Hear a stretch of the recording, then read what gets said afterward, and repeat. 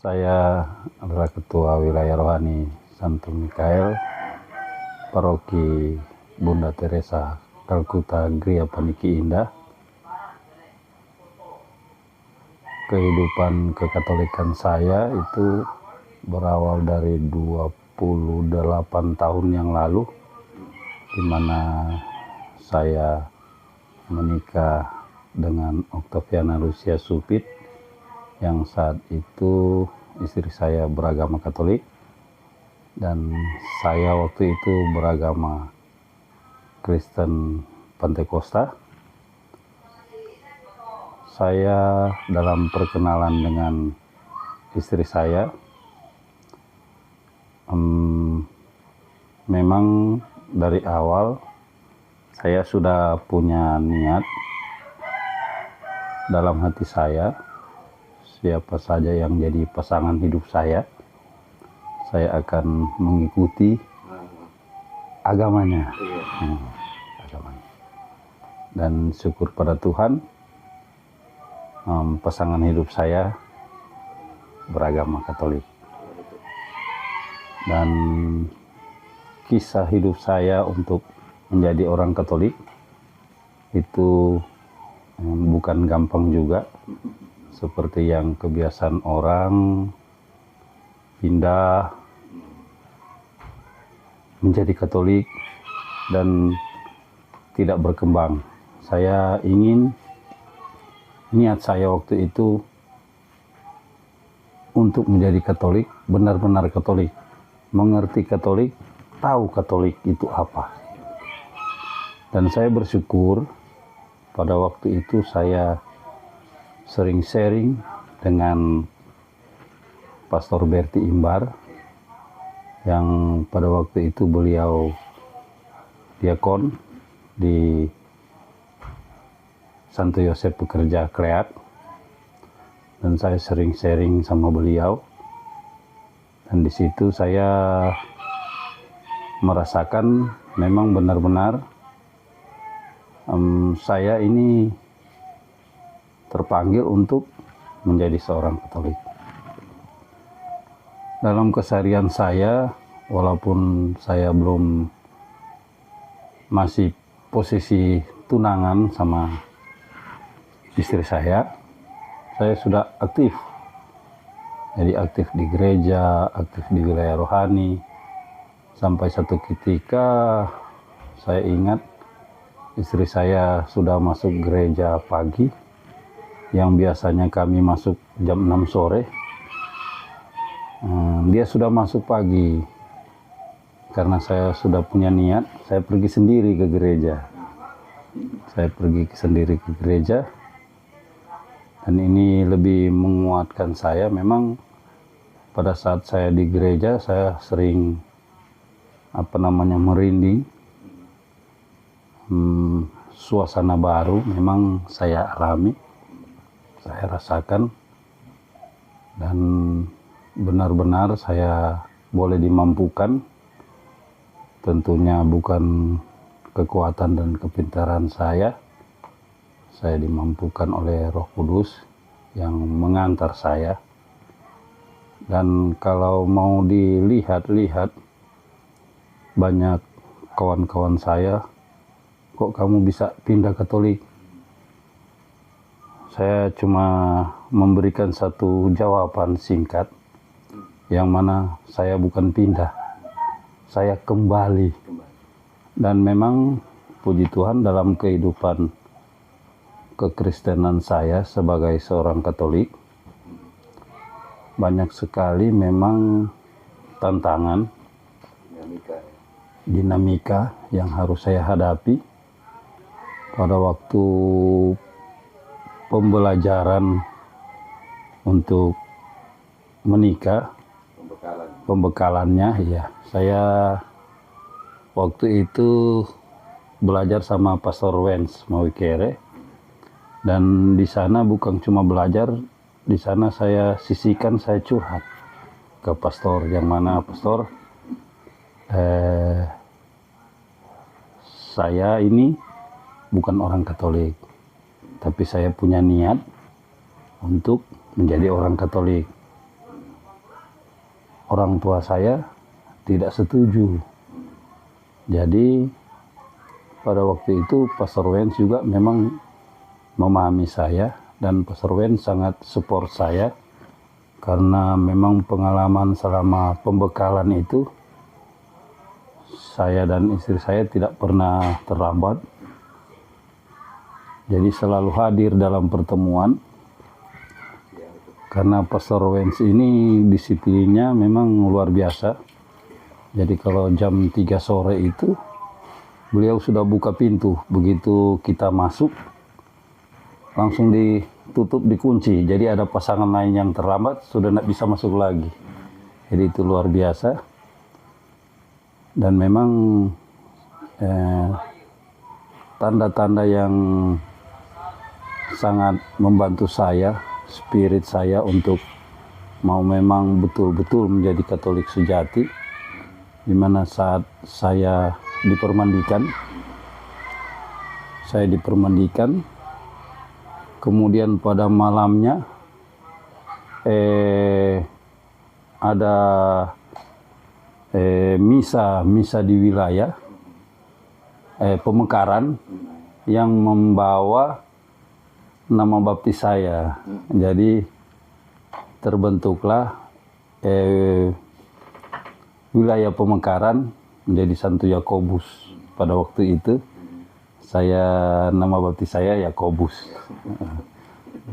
Itu merupakan satu kebanggaan. Dan waktu pastor hadir, yang tadi dipermandikan, oh iya pastor, oh memang hebat, wilayah rohani ini hebat.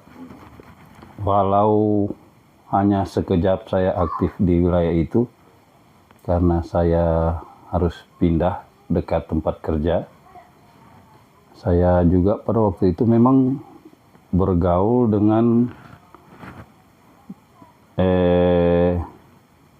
Santa Veronica. Jadi saya berkomunikasi di gereja sama bapak-bapak, walaupun kalau mau dihitung-hitung saya waktu itu termasuk bapak termuda. Karena saya nikah itu 22 tahun. Termuda. Dan anehnya saya dipercayakan untuk memimpin. Jadi kesan saya pertama memimpin ibadah itu di ibadah kaum bapa. Yang pada saat itu memang suasana hujan.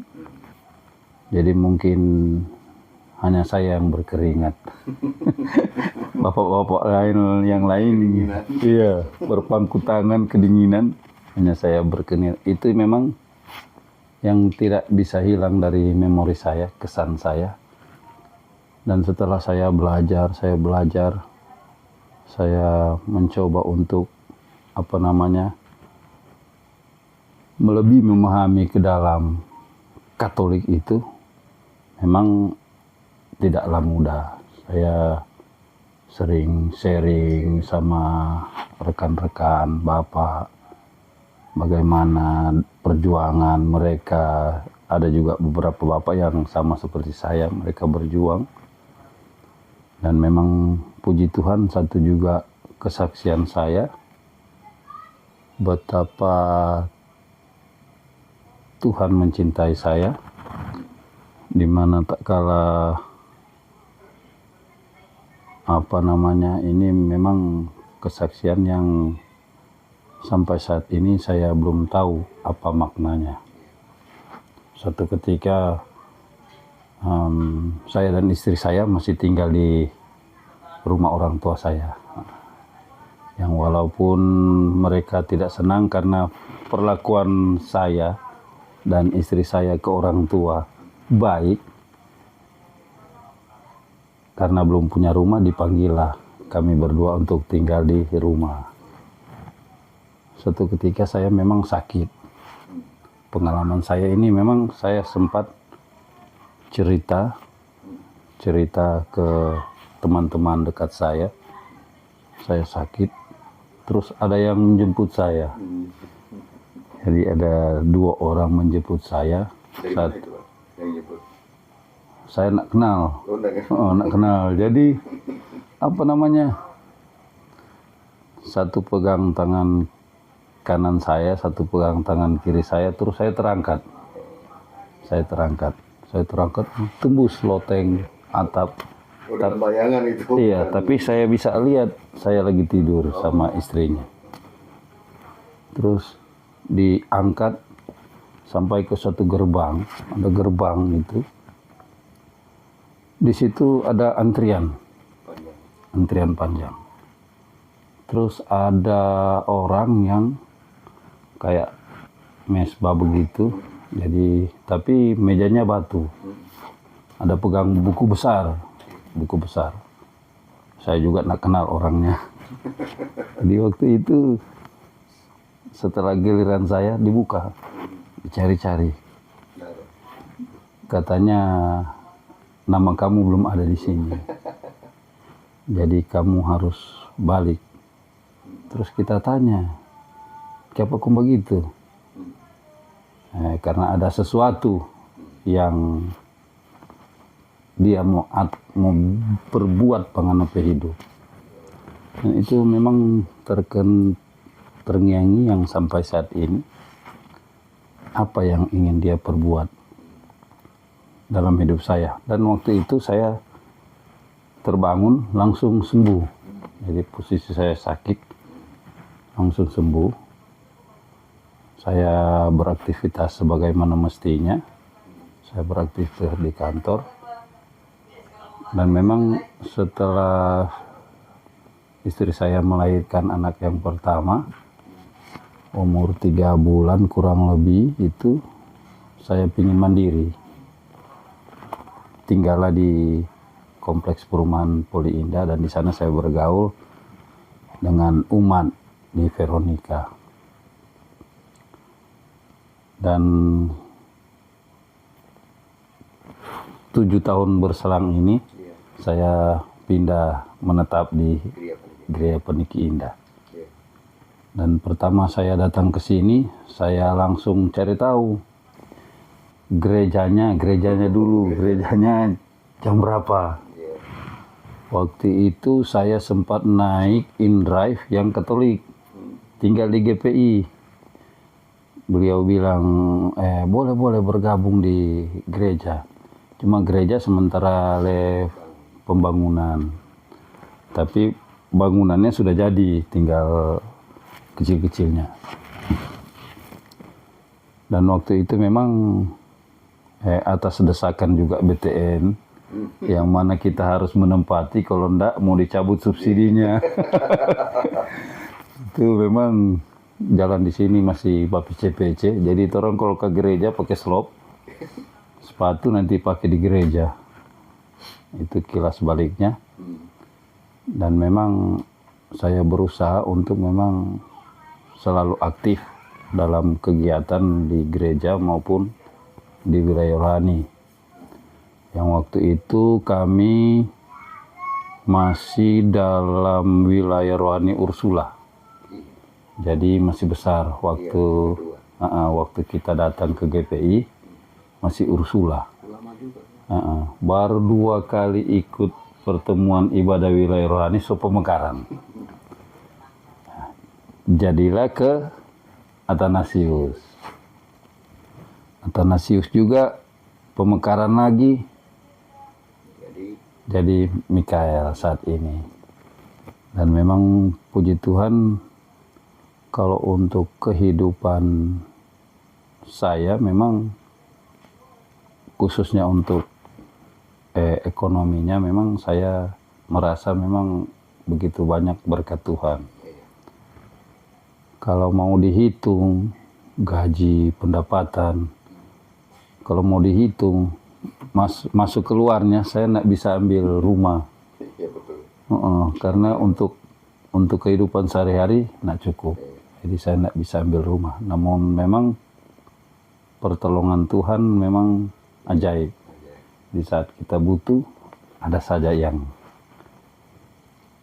datang, apa dalam bentuk pekerjaan, apa dalam bentuk ya macam-macam lah memang. Terus saya juga memang kaget waktu di Mikael kurang lebih setahun, saya ditunjuk oleh Pastor Angki untuk menjadi ketua wilayah rohani. Gimana perasaannya? Memang perasaannya waktu itu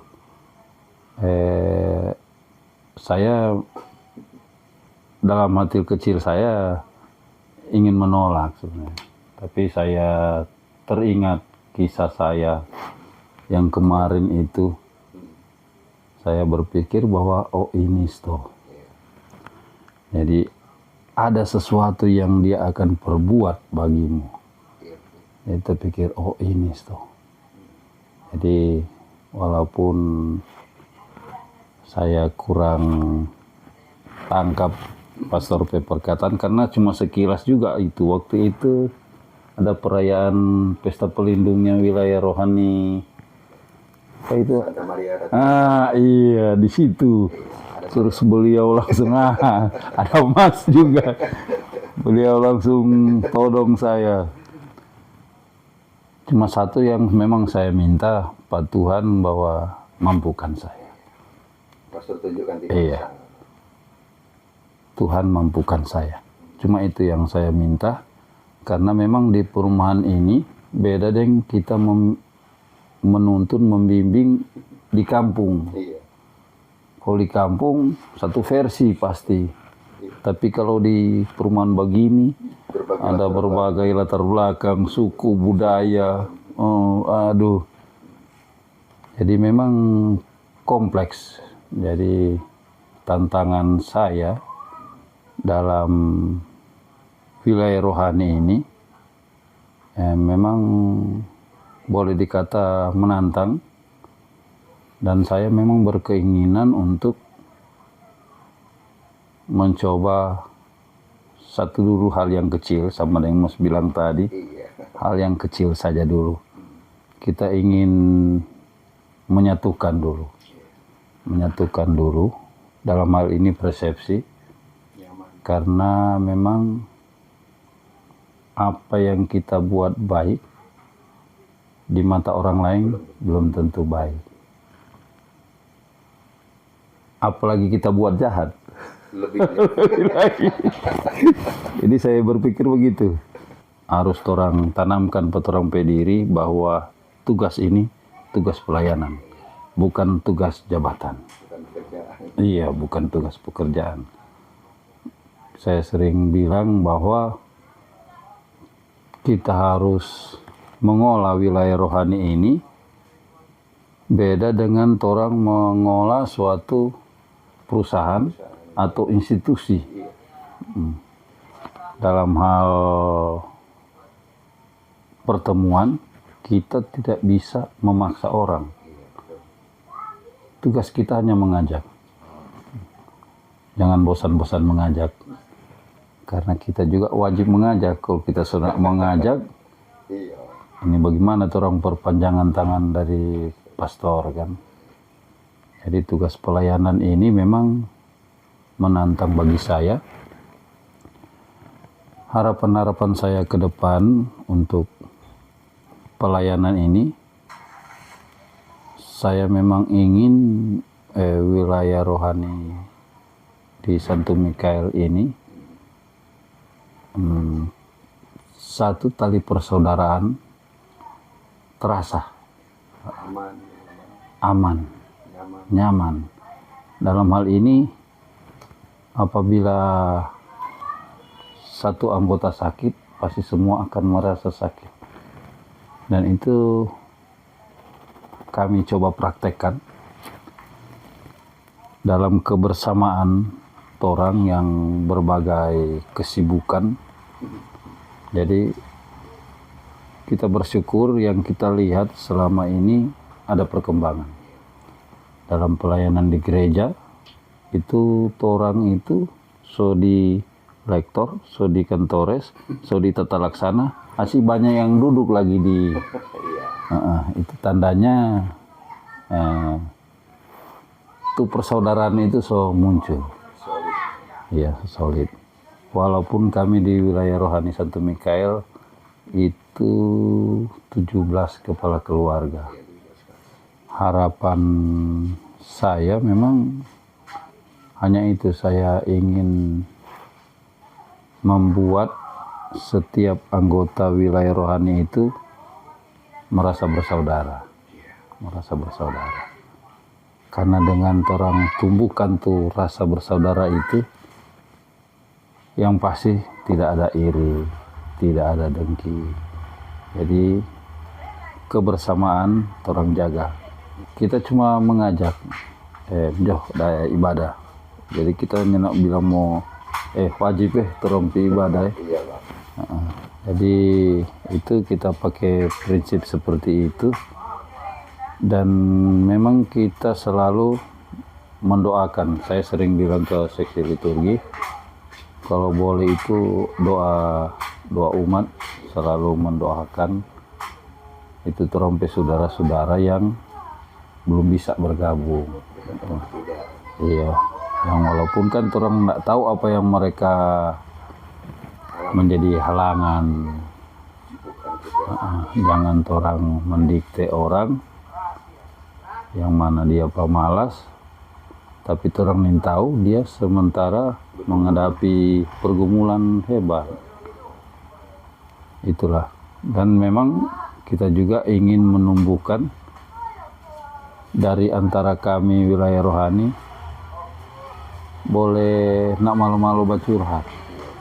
Sharing. Iya, tanda kutipnya itu sharing. Kenapa itu sharing penting bagi kita? Orang bisa tahu ini posisi. Jangan orang menghakimi padahal dia sementara menderita. Nah, jadi itu akan membuat kita pikir titik kehancuran untuk orang wilayah rohani. Karena pekerjaan juga kan. Iya, mungkin karena pekerjaan, mungkin ada pergumulan lain. Tuh. Makanya kita di bulan APP ini, masa Prapaskah ini memang sangat tepat, sangat tepat kita umat Katolik buat itu. Iya, betul. Jadi ada sharingnya biar kita saling mengenal satu sama lain. Bukan untuk dibicarakan ke orang-orang, bukan. Tapi kita bisa tahu karakter orang ini. Masalah apa yang dihadapi.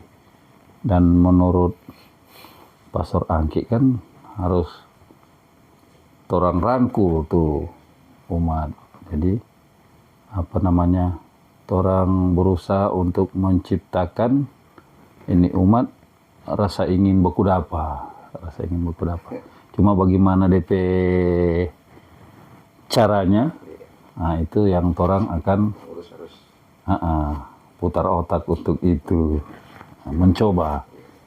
Kalaupun satu cara belum kita pakai cara lain. Memang sasaran saya memang dari hal kecil dulu itu. Jadi kita ingin mau menumbuhkan tuh kebersamaan umat, persaudaraan umat. Merasa bahwa kita benar-benar keluarga. Jadi memang dalam kepengurusan saya sebagai ketua wilayah rohani, tentunya saya tidak dapat menjalankan wilayah rohani ini sendiri. Jadi saya bersyukur juga saya punya teman-teman pengurus yang boleh rela bekerja. Terlebih saat ini yang memang jadi motor di wilayah rohani kami ini adalah seksi liturgi. Karena dialah yang mengatur pertemuan ataupun peribadatan. Jadi memang kalau misalnya di kemudian hari memang ada hal-hal yang memang sangat memberatkan misalnya ya orang nak bisa melihat bahwa di umat kita tidak bisa tutup mata juga, di umat kita semua adalah domba. Pasti ada perbedaan. Jadi ada clash. Jadi kalau kita bisa selesaikan, pasti kita akan selesaikan.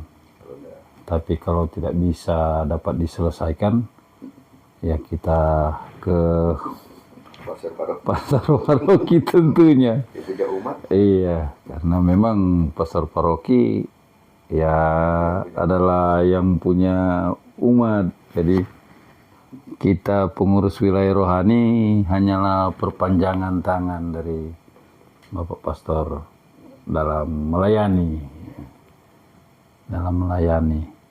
Harapan-harapan saya memang sebagai ketua wilayah rohani ke depan memang benar-benar wilayah rohani Santo Mikael, khususnya paroki Bunda Teresa Kalkuta GPI umumnya, boleh menjadi benar-benar sarana keselamatan, benar-benar boleh menjadi tempat kita berteduh lah, bernaung lah, dalam keadaan senang, dalam keadaan susah. Harapan untuk paroki dalam kepemimpinan Pastor Angki ini, memang kita diharapkan untuk